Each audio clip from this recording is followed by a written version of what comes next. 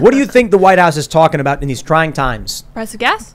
Matthew McConaughey makes powerful appeal for gun control at White House, because this is something I care so deeply about. Seeing celebrities come out and talk about gun control when gas is $5 a gallon. It's just, it's so smart. Good job. It's brilliant. Yeah. And the poverty that they're creating will lead to more crime. Will lead to more people robbing each other, stealing. That's That's why they want to take the guns away. Exactly. They all have armed guards, so it's actually not really Matthew McConaughey's problem. Yep. So this is the next story. In an emotional appearance at the White House briefing room on Tuesday, Matthew McConaughey made an emotional appeal for greater gun control measures, at once evoking anguish and hope. How, he asked, can we make the loss of these lives matter? Oh, so he's outright saying he's exploiting the tragedy for political gain. It was nice of Yahoo to write this press release as a news story. Yeah, did you say in an really emotional appearance he made an emotional plea? That's exactly. Really considered. Appeal That's to not a trash piece of emotions writing. rather than logic. He brought the shoes of one of the children there. Yep. And he also brought a painting of one of the children there that lost their lives. This is also on the heels of one of the teachers coming out and also now during that incident talking about another important aspect of the story that again contradicts the police official version.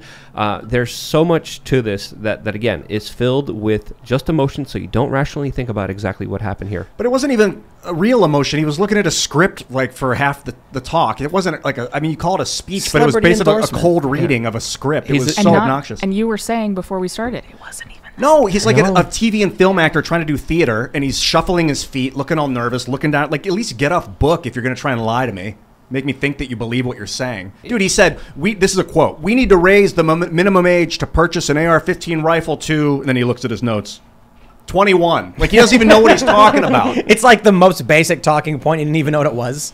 So and meanwhile, he's able to afford private security. He's able to afford guys walking around with guns that are going to protect him. And he's making the argument that, of course, no, you can't have that. No, you're not responsible enough to do that. He flippantly said red flag laws, which would get like people with medical marijuana licenses to get their doors kicked in if they don't want to give their gun over. You know, like, come on, man. What is he thinking? Well, I'm pretty sure if you have medical marijuana, you can't get a gun. You can't. Not in Maryland. Yeah. No, not anywhere. Yeah. Well, what about people that have a gun that get a medical marijuana Unless you're card? Hunter Biden. Yeah, Unless you're Hunter Biden, you can do whatever you want. That's interesting. That's fair. If you guys know in the chat, if you have weapons already and then get a medical marijuana card, I wonder what happens. But you cannot buy a gun.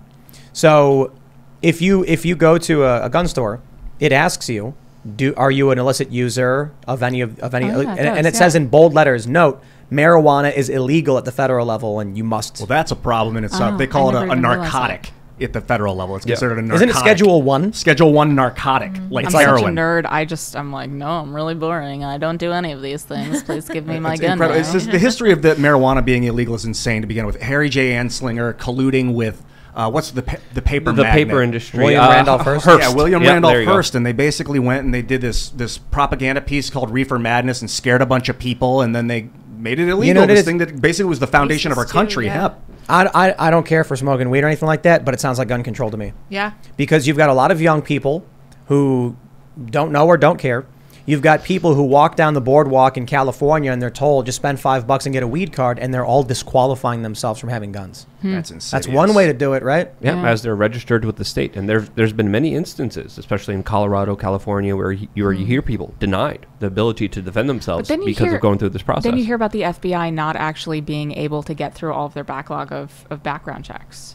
So, I don't know. Well, that's why we have the 72-hour release. And this is what but they still can't get through it. Well, right, but this doesn't matter because after 72 hours, it's gone. Right, and you get you get your gun. Joe Biden's trying to get rid of that, and that would effectively ban all guns, all of them. Period. How? So if right now the rule is you have to get a background check when you buy a gun from an FFL. Right. For the average person, you get researched, and within 5-10 minutes, you're cleared. Right. However, sometimes you get delayed.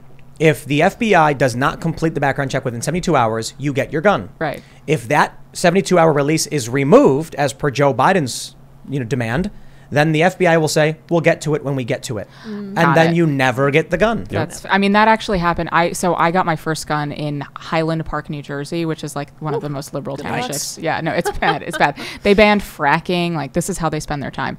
And the hoops that I had to jump, the illegal hoops I had to jump through to get my gun license were completely illegal. There's nothing I could do about it. They just kept on calling me into the back office. Are you sure? Are you sure? And then they were sort of misogynist and infantilizing because I had my kids with me, and they were like, are you concerned about your safety? Are you concerned about the safety of your children? I'm like, I am concerned about your ability to do your job in a timely way, and I would like the ability to defend myself and my children because I don't trust you, sir. You police officer, because you're not very good at your job. I had the cops in New Jersey telling me to get a gun.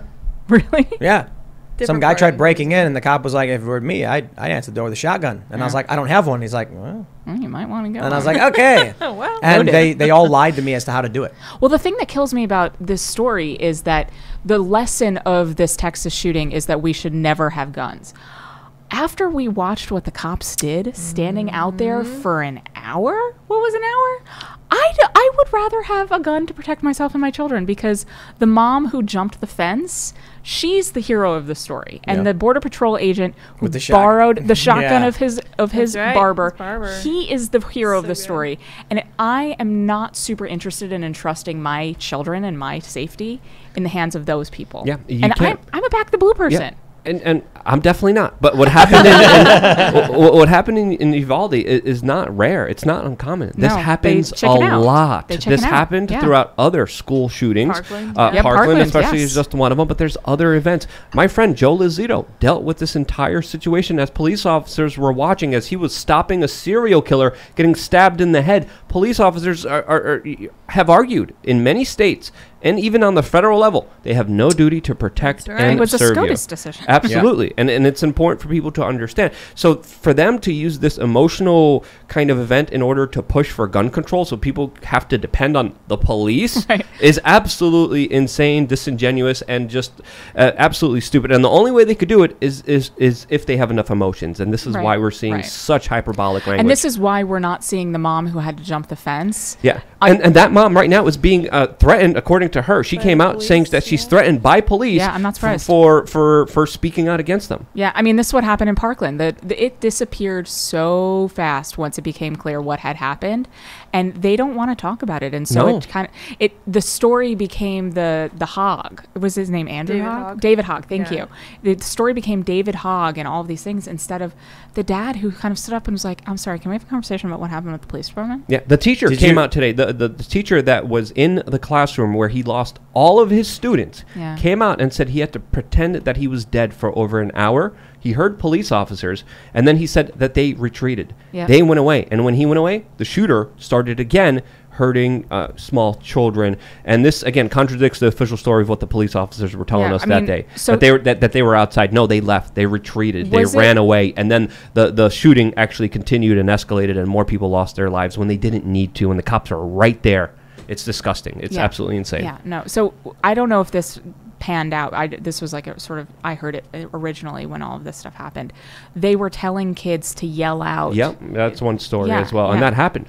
One of the teachers, this teacher that came out today did an interview with ABC News, and he said specifically how, we heard the police officers outside. We thought they were coming in. We thought they were rescuing, and then they just left. Yeah. And then one student said, "Hey, help me! I'm here." And then the monster came in there, and then obviously shot. Do you guys see what David Hogg tweeted about not having immigrants come to the United States? No. It was like the weirdest gun control talking point. He was like, "Someone should tell immigrants not to come to the United States. We should issue warnings in their state. Their countries should issue warnings." And I was just like, that's just like, I don't know what his point was trying to be, but he went like anti-immigrant to argue for guns. Like, I don't know. Was he trying to? Where he goes. Was he trying to argue? Yeah, right. I just think that we should just let him talk all the time.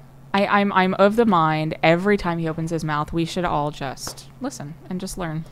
Agreed. I think so too. If we ignore him, he's going to and belittle him, he's going to get more powerful. So it really is someone that we should communicate with. Well, no, she's saying that the more he talks, the more he discredits himself. Yeah. I know. I understand, but I also think that he's the kind of person that if you make fun of him and act like he's not a big deal, will become way more politically powerful than you intend. Well, look, when half of the political space in this country is people who are willfully ignorant, and then accuse everyone else of being willfully ignorant, I don't know how you solve for that problem anyway. I mean, you see that in no more clear context than with guns. They do not understand the very basic mechanics. Yeah, Right. I'm thinking about policing because I'm kind of with you, Luke, that you can't really rely on cops to save you. But like, I'm thinking, okay, if we start from the beginning again, then you have your homeschooling your kids in your house, you have guns to protect it. But that's not scalable because you can't be on guard all day. That's why we develop specialization as a species. We have people that specialize in defense of the community. Well, no. Armed societies are polite societies, and if you look at some examples specifically, when a criminal knows that someone could defend themselves, they're not going to treat them like a victim. They're going to know that there's going to be consequences if they aggress against somebody else. I understand that, but coordinated attacks, you can't. No one dad is going to be able to So stop. I am probably the only person on my block who has guns, and I'm very okay with everyone knowing it. Because at the end of the day, it's not my house getting robbed. Yeah. Luke, I think your power cable might be on your microphone or something. Yeah, I'm trying to troubleshoot it, but I also got to switch cameras. But on that note, Hilarious. Bethany, there's this viral video. James O'Keefe recently posted it, where they went door to door and asked people if they were in favor of gun control. Yes, And yes. when they said yes, he was like, "We have the sign saying proud gun-free home. Would you put that in your front?" And they're like, "No, like Why not? Because then people would rob us." And he's like, "Sounds like you're saying you need a gun to defend your home." The funny thing is, these people who won't do it, no, they don't need guns because everyone else has them. Yeah. And so I agree. People should be armed, I think, or at least have the right to arm themselves and let people know we're armed. But on top of that, you're still going to need a community police force at some level because you can't expect parents to always be on guard. If you're teaching your kid, you're not on guard. So at some point, you're going to have to rely on your community to protect you at some point in some instances.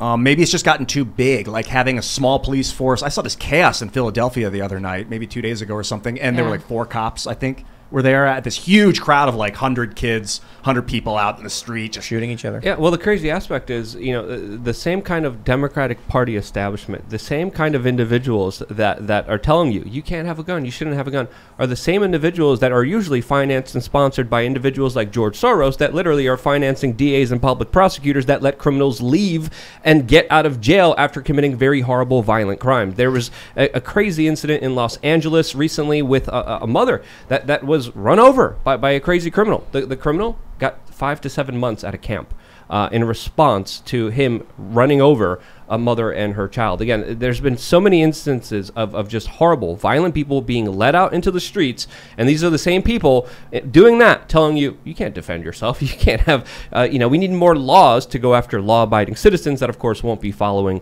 the context and pretext that they want them to. Thanks for checking out this segment from the Timcast IRL podcast. But if you want to check out the full show live, tune in Monday through Friday at 8 p.m. And if you want more special access content, head over to timcast.com and become a member. Your membership helps sustain this company, keep our journalists employed, makes this show happen, and you will get access to exclusive members-only segments of the Timcast IRL podcast, and there's a massive library to check out. So again, go to timcast.com or tune in Monday through Friday at 8 p.m., and we'll see you all there.